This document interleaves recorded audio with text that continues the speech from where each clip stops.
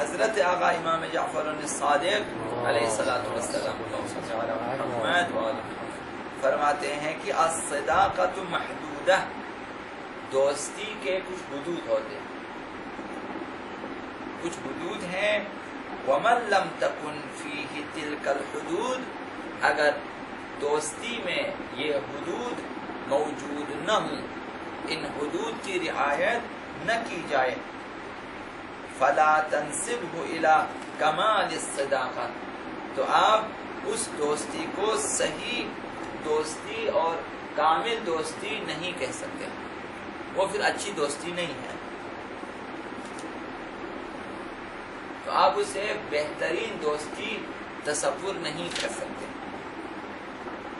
ان میں سے ایک یہ اولھا، دوستی کے حدود میں پہلی حد، اولھا ان تکون سریرتہ وعلانیتہ لک واحدہ، ایک معیار یہ ہے کہ اپنے دوست کا ظاہر و باطن تمہارے لیے یکساں ہو، تمہارے متعلق آپ کے لیے اس کا ظاہر و باطن ایک ہو. ایسا نہ ہو کہ آپ کے سامنے اس کا ظاہر کچھ اور ہو اور باطن کچھ اور. جس دوست کا ظاہر و باطن مختلف ہو، سامنے کچھ پیٹھ پیچھے کچھ، وہ دوستی کے قابل نہیں. ان تکون سریرتہ، اس دوست کا باطن، اس کے اندرونی باتیں، دل کی باتیں، سوچ فکر، اور اس کا ظاہر واحد ہو، ایک ہونا چاہیے، ظاہر و باطن.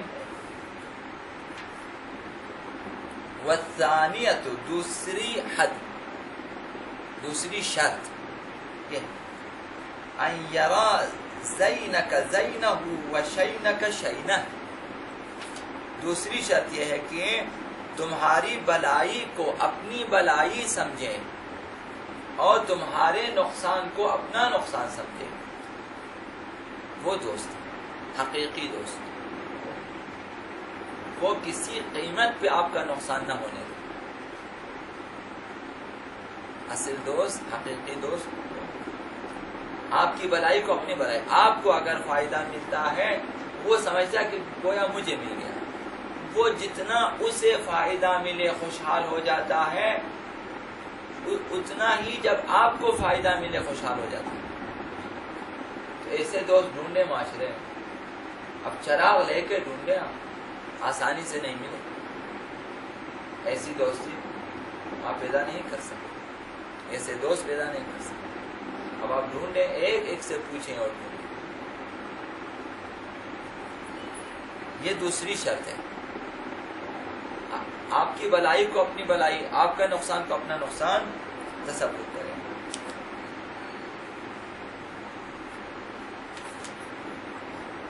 اپنی آپ کی آبرو کو اپنی آبرو، آپ کی شرمندگی کو اپنی شرمندگی، آپ کی رسوائی کو اپنی رسوائی تصور.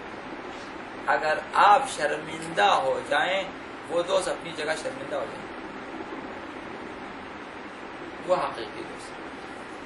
تیسری شرط والثالثۃ لا یغیرہ علیک مال ولا ولایہ، تیسری شرط یہ ہے کہ مال اور دوستی، اس کا رویہ آپ کے سلسلے میں تبدیل نہ ہونے دے. تیسری شرط. والرابعۃ، باقی تین شرائط کو آپ نے ذہن میں رکھا. پہلی شرط کو بھی آپ نے کہ ظاہر و باطن آپ کے لیے ایک ہو آپ کے بارے میں.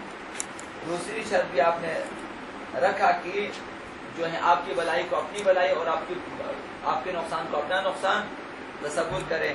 تیسرا یہ کہ مال و دولت و مقام ملنے پر آپ کے ساتھ رویہ اس کا خراب نہ ہو جائے. چوتھی شرط والرابعۃ ان لا یمنعک شیئا مما تصل الیہ مقدرتہ، چوتھی شرط یہ ہے کہ حتی المقدور آپ کی مدد کرنے اور ساتھ دینے میں مضائقہ نہ کرے، تنگی نہ کرے، کنجوسی نہ کرے، بخل نہ کرے. جس قدر ممکن ہے کہ آپ کی مدد کریں ضرورت پڑنے پر، وہ بخیل نہ بنے، مضائقہ نہ کریں. یہ شرط دیکھیں، آپ اپنے دوستوں کو آزمائیں کہ ضرورت کے وقت وہ آپ کی مدد کرتا ہے یا نہیں کرتا، وہ بھی اپنی وسعت اور گنجائش سے زیادہ نہ، حتی المقدور، جتنا مقدور ہے، جتنا ممکن ہے. چوتھی شرط یہ ہے کہ جب آپ کو مدد کی ضرورت ہو تو وہ مضائقہ نہ کرے. پانچویں شرط والخامسہ اللہ یسلمک عند النکبات. پانچویں شرط یہ ہے کہ اگر تم پر مصیبت آ جائے، گردش زمانہ، کوئی مشکلات لائے آپ کے سر پہ، تو اس وقت آپ کو چھوڑ نہ دے، بلا نہ دے.